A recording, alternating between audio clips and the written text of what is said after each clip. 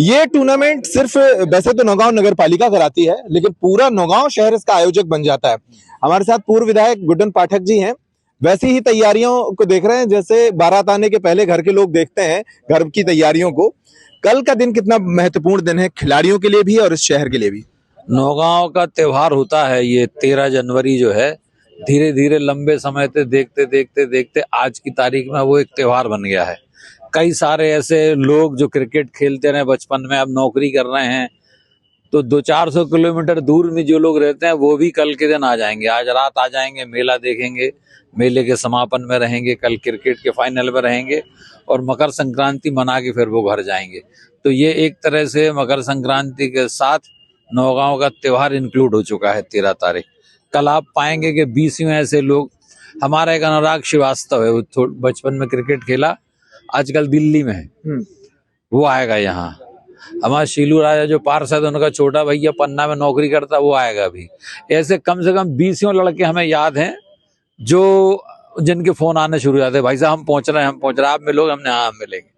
तो लोग अपने घर वालों से मिलने, अपने दोस्तों से मिलने, अपने बड़ों से मिलने, या जिनके प्रति उनके मन में अटैचमेंट है उनसे मिलने लोग आते हैं।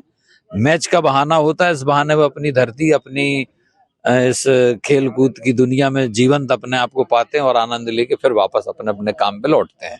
एक चीज मैंने नोटिस की, आप तो बचपन से खैर इस शहर में पले बढ़े, इसको देख रहे हैं, इतनी बड़ी संख्या में दर्शक आते हैं। लेदर बॉल का क्रिकेट अब धीरे धीरे स्मॉल टाउन में खत्म हो चुका है, टेनिस की गेंद ने वो जगह ले ली है, लेकिन आप लोगों ने लेदर के क्रिकेट को न सिर्फ बचा के रखा बल्कि उसे इतने बड़े इवेंट के रूप में तब्दील किया। दर्शकों की ये बड़ी संख्या आखिर क्यों, क्या देखने पाने के लिए यहाँ पहुंचती है? ये दरअसल क्या है कि ये रोमांच आज का नहीं है। माने हमने 20 साल पहले देखा कि लिमिटेड ओवर मैच शुरू हुए थे इंटरनेशनल लेवल पे, इंटरनेशनल लेवल पे 20-20 मैच शुरू हुए। लेकिन आप आश्चर्य करोगे कि नौगांव में ये सालों से हो रहा है। माने नौगांव में जब से टूर्नामेंट शुरू हुए हैं तो ये लिमिटेड ओवर मैच के रूप में शुरू हुए थे। शुरुआत में 35 ओवर के मैच होते थे, एक दिन में एक मैच होता था, फिर जब टीमें बढ़ना शुरू हुई तो एक दिन में 2 मैच होने शुरू हुए, और कालांतर में ये जो परंपरा हम देख रहे हैं इंटरनेशनल लेवल पे, मुझे लगता है कि नौगांव में ये सालों पहले शुरू हो गई थी। तो उसको धीरे धीरे धीरे उसकी क्रेडिबिलिटी इतनी बढ़ती चली गई कि दर्शकों को मैच देखने में ही मजा नहीं आता है, केवल उन्हें ये लगता है कि एक छोटे रूप में एक इंटरनेशनल टूर्नामेंट वो देखते हैं। तो ये अपने आप में अद्भुत चीज होती है। इसलिए लोग, आसपास के लोगों को यदि सब कुछ आसानी से उपलब्ध हो रहा है तो वो अपने आप में जो सीमित साधनों में आनंद लेना चाहते हैं वो नौगांव में आनंद उठाते हैं। इस बात का एक सवाल और, आप सियासत और शासन से जुड़े हुए हैं, हमारा विकेट, ये मैदान रणजी जैसे खेलों के लिए पर्याप्त सुविधा संपन्न हो चुका है, फिर क्यों नहीं थोड़े से प्रयास किए जा रहे हैं कि यहाँ पर हम घरेलू क्रिकेट के मुकाबलों को शुरू करा सके? अभी मध्य प्रदेश की सरकार खेलों को लेकर बड़ा दावा कर रही है, बढ़ावा दे रही है। अभी यूथ गेम्स भी भोपाल में स्टार्ट हुए हैं कल से।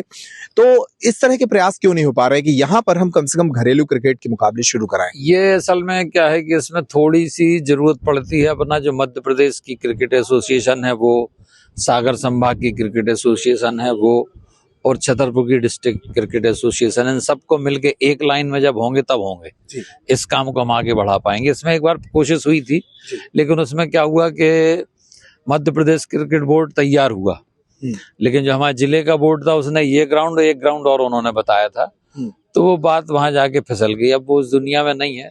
बीच में शायद जितेंद्र सिंह चौहान हमारे अध्यक्ष थे जिले के, उस बीच में ये बात आगे बढ़ी थी, ऐसा हमें अपने क्रिकेट प्रेमियों ने बताया था। इस बार अब विनय है यहाँ जिले के अध्यक्ष से एक बार बात करेंगे, विनय चौरसिया से, सागर संभाग के जो फारूकी ब्रदर्स हैं उनसे, और अपने जो मध्य प्रदेश क्रिकेट एसोसिएशन में हैं सिंधिया जी के बेटे, उनसे बात करके अपन इसको लाइन में ला सकते हैं। ये निश्चित है कि एसोसिएशन के हाथ में आ जाएगा तो उसके पास इतना धन है, इतने संसाधन है और इतने स्पोर्ट्स के इवेंट हैं कि यदि साल में 4-6 इवेंट और होने लगेंगे तो दर्शकों को आनंद भी आएगा, हमारा ग्राउंड भी बहुत अच्छा हो जाएगा। निश्चित इस बात सही है, आपने इस बात को खड़ा, हम सबके मन में ये विषय चल रहा है जी। जल्दी इसको क्रियान्वित करेंगे। नगर पालिका को चूंकि प्रॉपर्टी है तो इसमें नगर पालिका का भी सहयोग चाहिए कि नगर पालिका इसको सौंपने को तैयार हो, तो देखेंगे सबको फिर आगे बढ़ा के इस दिशा में बढ़ते हैं। जी, बहुत शुक्रिया। हमारे साथ गुड्डन पाठक जी थे। और बात करेंगे, अमित तिवारी हैं, खेल सभापति हैं, और ये जो टूर्नामेंट है ये आपकी देखरेख में चल रहा है। कल के लिए क्या तैयारी है? फाइनल मुकाबला, बड़ा मैच होता है, क्या तैयारी है? सभी की देखरेख में चल रहा है। पहले तो आपका बहुत बहुत स्वागत अंकुर भाई। सभी की देखरेख में चल रहा है, सिर्फ मेरी नहीं, मेरी पूरी टीम है। ताहिर भाई है, अच्छा जी, हाँ। केदार भाई हैं, सभी लोग हमारे नगर पालिका के कर्मचारी हैं जो रात दिन मेहनत कर रहे हैं, आपको मालूम है। तो सभी की मेहनत का नतीजा है कि आज इतना शानदार टूर्नामेंट आप जो देख पा रहे हैं। 70 साल से जो लेगेसी चली आ रही है, हम उसको कंटिन्यू कर पा रहे हैं और कोशिश कर रहे हैं कि कुछ और बेहतर जो कर पाए इस टूर्नामेंट के लिए, इस क्रिकेट के लिए, इस ग्राउंड के लिए, उसके लिए हम रात दिन लगे हुए हैं। कल की बात रही फाइनल मैच की, तो आप ये मान के चलिए कि जो इस विश्वास से दिला सकता हूं कि कुछ ना कुछ एक बहुत शानदार और नया देखने को मिलेगा इस जनता को, कि जो शायद इससे पहले नहीं हुआ होगा।